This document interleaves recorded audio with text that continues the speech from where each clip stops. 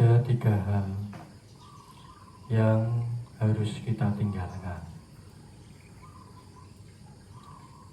Yang pertama adalah sulit dikoreksi. Nah, jadi banyak dari kita, sadar atau tidak sadar, itu kita memiliki sulit dikoreksi ketika seseorang menasihati kita atau mengkoreksi kita. Alhasil ketika kita dikoreksi, kita semakin menjadi-jadi, yaitu tidak menyukai, alah kamu sok pintar, ini dan lain sebagainya. Menimbulkan yang namanya kebencian kepada orang yang mengkoreksi kita. Dan ada lagi yang ketika dikoreksi, dia merasa masa bodoh. Nah, ketika masa bodoh ini, sangat sulit sekali, yaitu menganggap dirinya adalah yang paling benar. Kalau sudah ke titik orang yang masa bodoh seperti ini. Perihal yang pertama, sulit dikoreksi ini harus ditinggalkan dengan cara mengembangkan yang namanya mudah dikoreksi. Ketika kita memiliki pemahaman kita sendiri, orang lain mengkoreksi kita, kita jangan buru-buru untuk menjawabnya. Ketika orang lain mengkoreksi diri kita, kita renungkan dulu, benar tidak ya apa yang dikatakan oleh orang itu?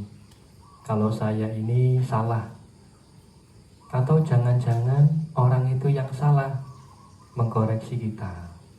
Nah, kita menyelidik dulu, diselidikin dulu apa benar atau salah. Ketika kita salah, oh iya kita salah. Orang yang mudah dikoreksi atau orang yang mudah dinasehati,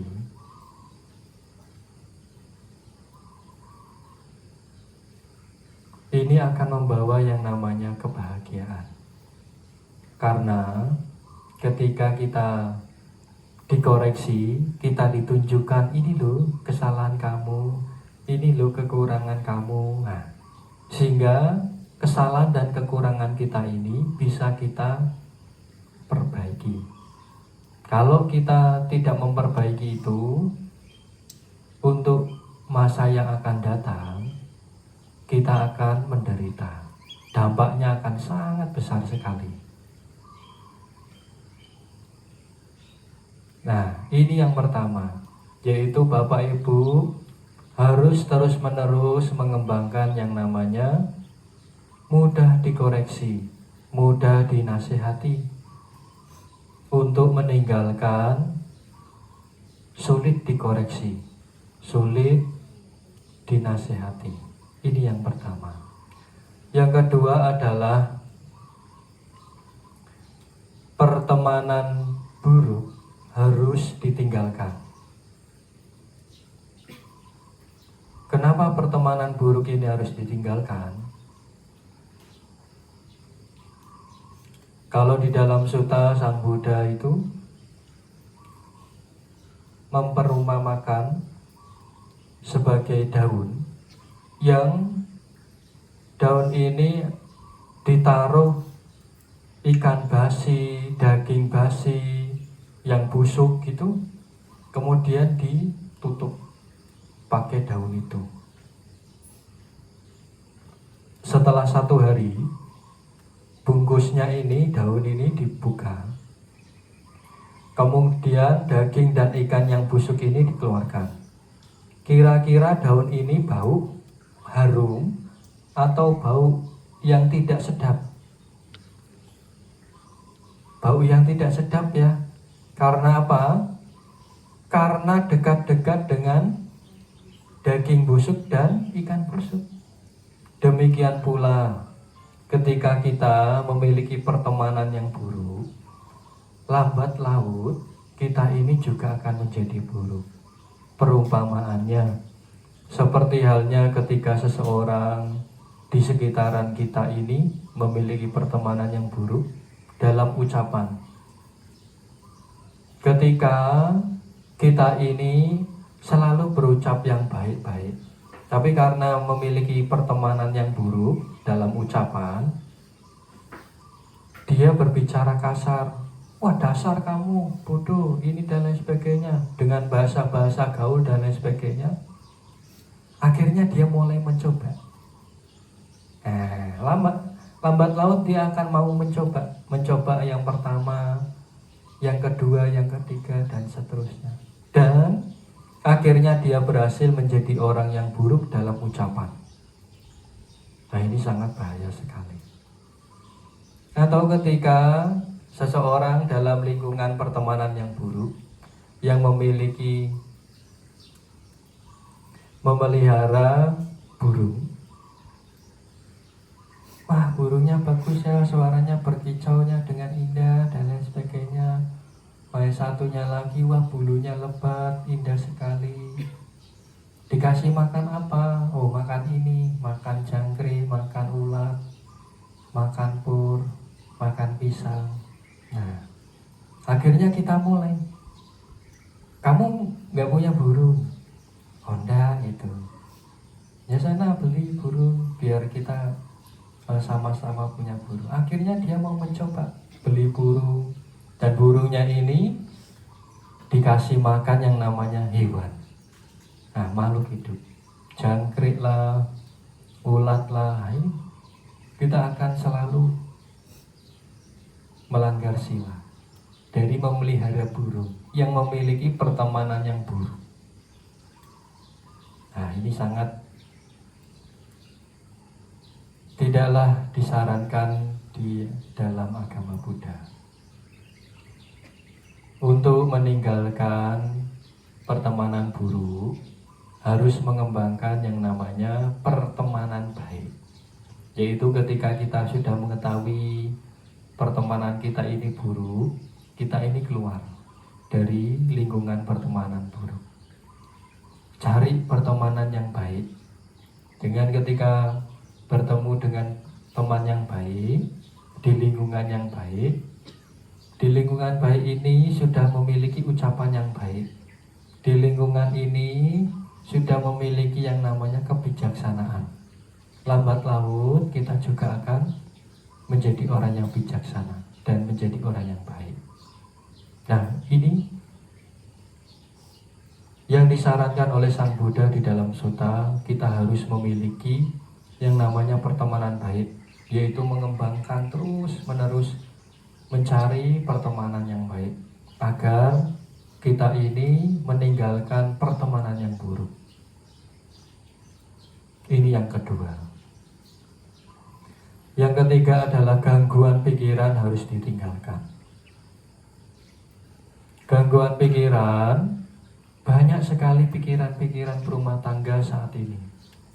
Kerjaan yang merepotkan, mencari uang, mencari jodoh, mencari menantu, terus apa lagi? Nah, banyak sekali pokoknya. Merawat orang tua. Dia capek sendiri dengan pikiran. Tubuhnya sudah capek, pikirannya juga capek, karena pikirannya terus-menerus memikirkan hal-hal ini dan itu. Nah, ini gangguan pikiran. Ketika tidur, wah, tidurnya tidak lelap, terus-menerus memikirkan itu. Nah, bagaimana caranya meninggalkan gangguan pikiran ini? Di dalam sutta, Sang Buddha menyebutkan bahwa kembangkanlah yang namanya perhatian pada pernapasan untuk meninggalkan gangguan pikiran. Kalau perhatian pada pernapasan, berarti kita harus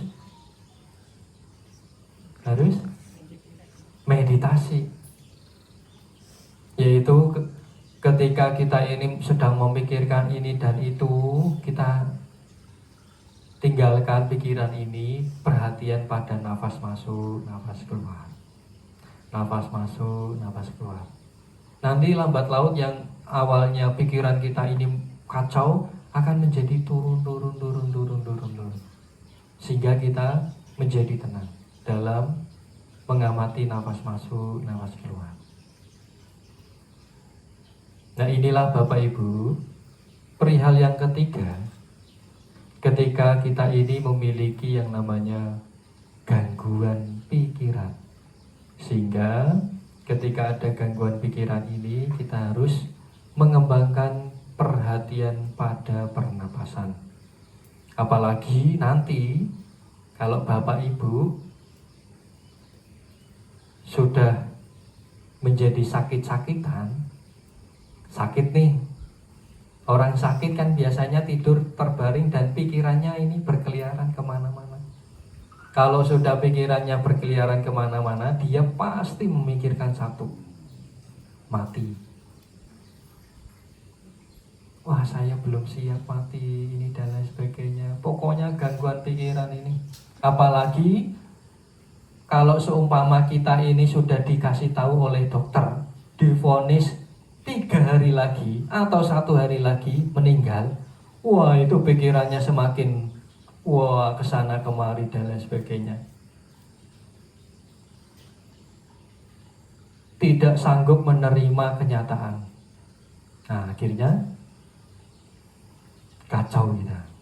Yang harusnya 3 hari kita divonis meninggal, malah hari itu juga meninggal dunia. Kenapa? Karena gangguan pikirannya ini sangat kuat sekali, tidak menerima kenyataan. Nah, inilah Bapak Ibu, ketika kita memiliki gangguan pikiran, hendaknya Bapak Ibu mengembangkan yang namanya perhatian pada pernapasan. Dengan demikian, gangguan pikiran itu dapat ditinggalkan. Inilah Bapak Ibu ketiga hal yang semestinya kita tinggalkan di dalam keseharian kita ketika ketiga hal ini muncul pada kita. Mari kita limpahkan jasa kebajikan ini kepada sanak keluarga para leluhur kita yang sudah mendahului kita terlebih dahulu, juga para dewa yang ada di wilayah ini maupun di mana saja. Semoga mereka semua turut mengetahui dan berbahagia.